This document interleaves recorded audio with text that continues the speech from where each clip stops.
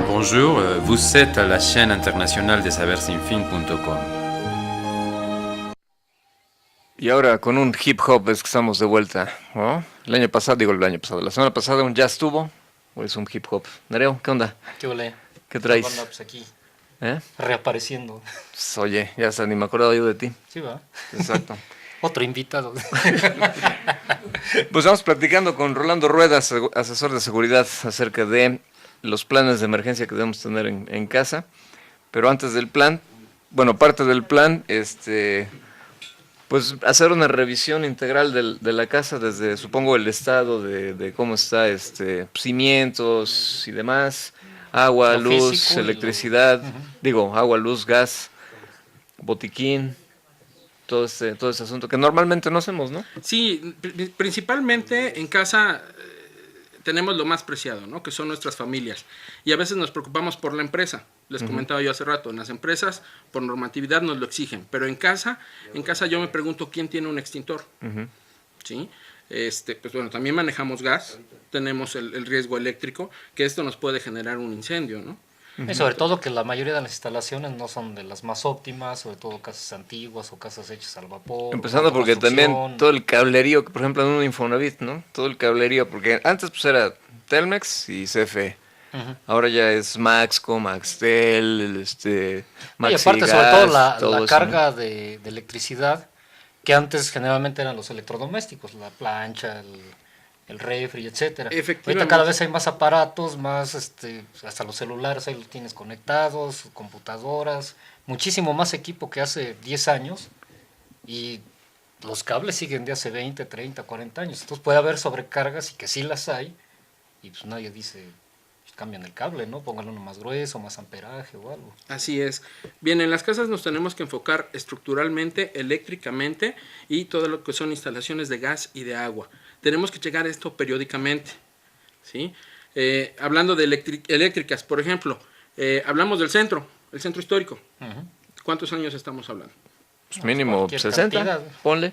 ¿Ok? Entonces, en esos 60 años, a lo mejor en hoteles, a lo mejor en restaurantes se han hecho algunas modificaciones, pero existen casas que yo te aseguro que hasta la fecha de hoy posiblemente sigan trabajando con la instalación original. Sí, todas las oficinas, por ejemplo. Te digo ahorita las Igual la no están ni sobrecarga aterrizadas. de escáneres, Impresoras. impresoras, pantallas, etcétera. Antes nada más era el teléfono y el foco, o sea, literalmente. Así Y el es. teléfono no usaba energía, ¿no? Bueno, electricidad. Ajá, exacto. Así es. De hecho, si ustedes se dan cuenta, los contactos, pues prácticamente nada más eran 2 contactos que teníamos en una habitación, ¿no? Y hoy en día hasta ponemos un multifuncional, donde ahí le voy a poner la computadora, el celular, la televisión, y todo esto va a hacer que se sobrecargue. Y otro multifuncional, porque ibas Exacto, haciendo hay más regla. cadenitas. Sí, muchas veces utilizamos las extensiones. Las extensiones son temporales. Nada más para solucionar algo de 1 a 2 horas, se vuelve a quitar la extensión y no hay mayor problema. Muchas veces ya hasta las dejamos fijas en casa. Las pasamos abajo de la alfombra para que no se vean. Lo cual genera estática y también, Y ¡pum!, también te da un corto, ¿no? Así Susto. es, así es. O sea, todos estos pequeños riesgos que a veces los vamos tomando, los vamos haciendo, nos vamos acostumbrando, lo vemos diario y lo pasamos desapercibido y nos damos cuenta que estaba sobresaturado cuando de repente ya tuvimos un cortocircuito, ¿no? Si bien nos fue.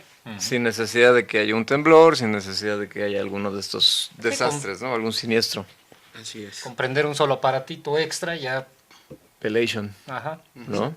Eso es en el caso de electricidad. En el caso de gas, En el caso de gas, bien, normalmente todos los cilindros que son intercambiables, que llega a nuestra gasera y se lleva el cilindro vacío y nos deja un cilindro, se supone que debe de estar en buenas condiciones. Esto muchas veces nosotros no lo checamos. ¿Por qué? Porque cuando llega a la gasera lo pintan. Y aparentemente se ve bien, pero nadie se fija en la parte de abajo antes de que le instalen el tanque si verdaderamente se encuentra en buenas condiciones. En la parte de abajo siempre va a guardar mayor humedad. sí. ¿Sí? Yo les recomiendo que pongan a lo mejor una tarima donde nuestro tanquecito esté fijo, que tengan una cadena, que el tanque no esté suelto, que nuestras instalaciones de gas sean ya sea de cobre o en su defecto de galvanizado. ¿Para qué? Para que estas estén fijas. Normalmente, ¿qué hacemos? Ahorita ya existen unas mangueras que son con un recubrimiento metálico y creemos que son expropesas para esto y no. Son solamente, no cumplen con ciertas normas. Y bueno, Sobre los todo del para gas, exterior, ¿no? Es correcto. los del gas llegan, quitan, ponen y ya, bye, cobran y a Su seguir chamba. repartiendo, ¿no? Así Entonces, normalmente supongo que ahí la famosísima solución de agua con jabón Así para es. ver que esté bien conectado, ¿no? Bien conectado, checar que no tengamos alguna fuga, lo vamos a detectar por lo que es el olfato y ustedes se pueden dar cuenta si existe alguna fuga. Muchas veces los cilindros se contaminan y llega a oler mucho el cilindro. Esto no quiere decir que tenga una fuga. Hasta que ustedes detecten la fuga, entonces ahí es donde nos podemos percatar que tenemos fuga. Esto en caso de cilindros intercambiables. Sí. También manejamos lo que son cilindros de gas LP. Lo Las que son- famosísimas cochinas. Es correcto. Estas cochinas tienen un funcionamiento de 10 años. Y en ocasiones las vemos trabajando hasta por 20, 25 años. En y el ahí mejor de siguen, los ¿no? casos. Sí. Y ahí están las cochinas. Así es. Siguen. Les dan una pintadita, la siguen utilizando. Y pues bueno, tenemos una bomba de tiempo, ¿no? Y tenemos una bomba de tiempo en casa. Y aparte exponencial, porque pues, si está la otra cochina junto y ahí todo el cochinero. Así es. Todo lo que son válvulas, todo lo que son tuberías, se tiene que estar checando por lo menos una vez al año. Que funcionen perfectamente, que no tengan ninguna fuga. Si detectamos alguna fuga, pues obviamente cambiarlo, ¿no? En el caso de agua, ¿también hay algún riesgo? Digo, aparte de que se dé este encharcamiento y caiga un cable o que ay, se me cayó ¿cómo se llama? La secadora. Ajá. Claro, sí, pues bueno, debemos de tener todas nuestras instalaciones en buen funcionamiento. Por eso es el mantenimiento correctivo. Ajá. Siempre debemos dar un mantenimiento preventivo a todas nuestras casas, vamos a prevenir, posteriormente vamos a corregir, si detectamos alguna situación la vamos a corregir, pero no vamos a dejar que llegue a dañar en determinado momento nuestra integridad física, ¿no? Recordemos que, bueno, están los niños, muchas veces hay fugas de agua, en ocasiones puede tocar algún contacto eléctrico, podemos tener extensiones, lo que les mencionaba hace rato, Ok. tengo la fuga, la extensión llega a tocar el agua, hay un arco eléctrico y nuestro hijo puede salir dañado. Breakdance, Ándale. ¿no? Entonces, tenemos agua, electricidad, gas. Estructural. Digamos que es la parte estructural. Aquí sería como la primera parte del plan, ¿no?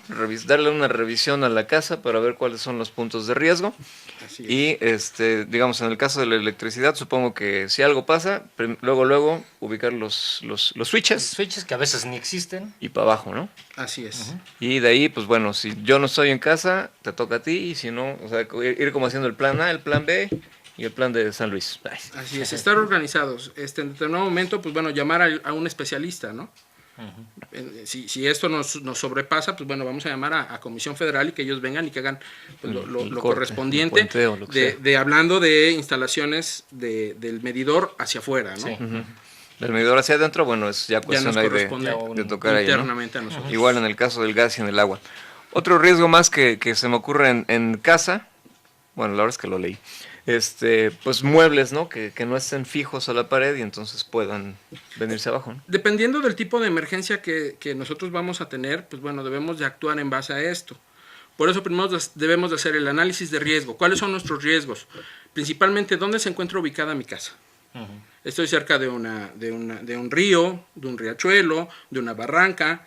Nos encontramos en el centro histórico, mi edificio ya tiene más de 60 años. Entonces, en base a esta parte donde se encuentra ubicada nuestra casa es como vamos a analizar nuestros riesgos externos, qué tenemos afuera, ¿no? ¿Qué nos puede llegar a afectar internamente en lo que es la casa?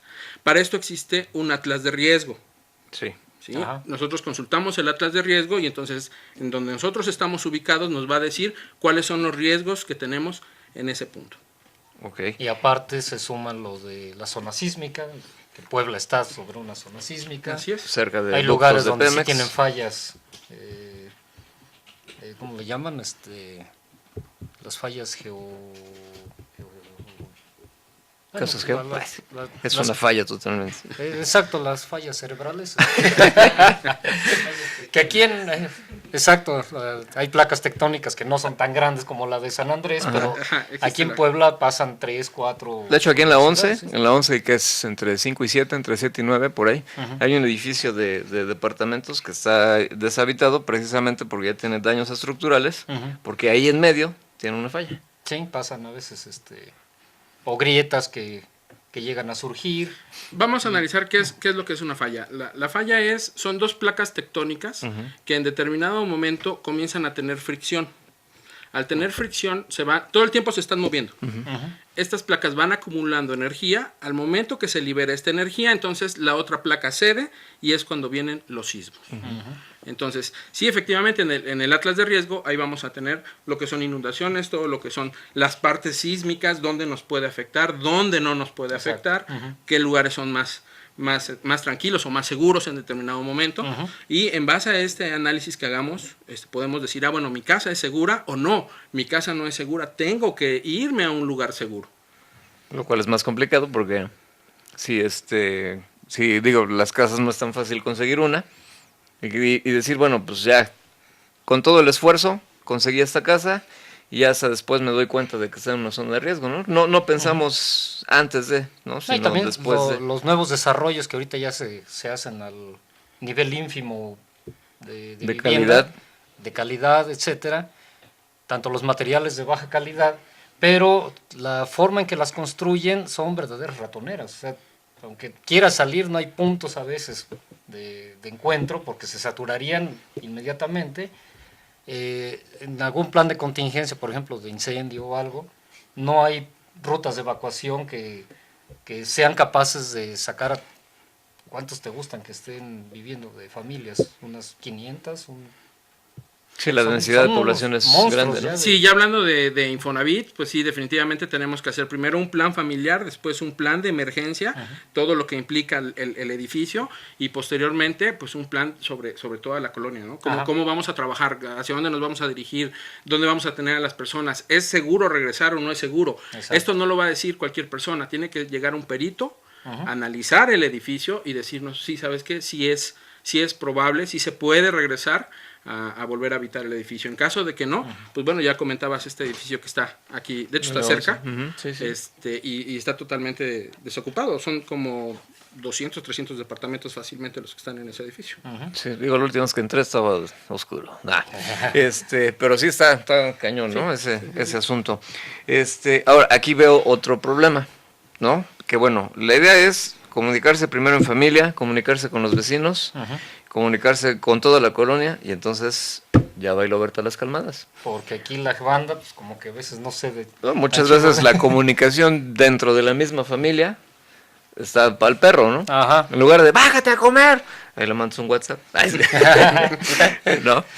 Con el vecino, luego ni lo conoces, no sabes cómo se llama, no sabes qué es, quién por las es, broncas que te genera. No, pues.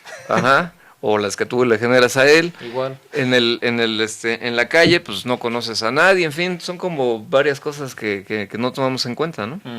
Entonces, que a nivel de barrio todavía puede haber algo, pero ya actualmente, y sobre todo estas grandes colonias, pues es imposible, yo creo. Sí, es un poquito difícil, pero tenemos que trabajar en ello. Yo creo que la diferencia la hacemos nosotros. Estamos hablando de nuestra seguridad. Vuelvo a insistir en lo mismo, en las empresas nos exigen un extintor y lo tengo porque me lo exige la norma, en casa nadie lo tiene. Esto es lo mismo, esto es un plan de emergencias en caso de una emergencia familiar. ¿Cómo nos vamos a mover? ¿Qué vamos a hacer? Si nosotros no comenzamos a trabajar en esta parte, si comenzamos a ponerle trabas, si comenzamos a ver la parte negativa en esta función, los cómo nos. Simple y sencillamente nos vamos a quedar íbamos a hacer un plan. Y ahí se quedan, ahí se quedan los planes. Ya no se terminan. Entonces aquí, esta parte yo creo que sí la cambiamos nosotros. Esto tenemos que trabajarlo nosotros. Y si nosotros trabajamos de esta manera, nuestro hijo de 5 o 6 años ve en casa un extintor, cuando tenga 20, 30 años y haga su casa, él va a comprar un extintor. O sea, esta parte la trabajamos nosotros. Exacto. Entonces, ¿cómo lo podemos cambiar? Lo tenemos que cambiar nosotros. Si el vecino no quiere participar, ok, muy respetable su decisión del señor. Pero no te presto mi extintor. Pero nosotros entonces pues vamos a trabajar en esa parte, ¿no? Y dependiendo del tipo de emergencia, es conforme vamos a tener las funciones. ¿Qué vamos a hacer antes, durante y después? Antes de un incendio, pues ya lo decíamos, checar nuestras instalaciones, ver que no estén las extensiones, no tener materiales peligrosos, alcohol, diésel, gasolina, que a veces hacemos mecánica en casa o le cambiamos las bujías al vehículo y guardas el poquito de gasolina y se nos olvida, ¿no? Se nos olvida y tenemos ahí una pequeña bomba de tiempo. Muy bien, pues muchísimas gracias, No, Rolando, y pues por aquí nos estamos viendo pronto, ¿no? Muchísimas gracias. ¿No? Gracias a ti. ¿Nerebro? Pues muchas gracias y el lunes sí estamos. Sí, el lunes sí estamos. Y bueno, ahora ya apagamos dudas, ahora hay que apagar la sed. Ándale. ¿No? Vámonos. Bonjour, vous êtes à la chaîne internationale des sabersinfin.com.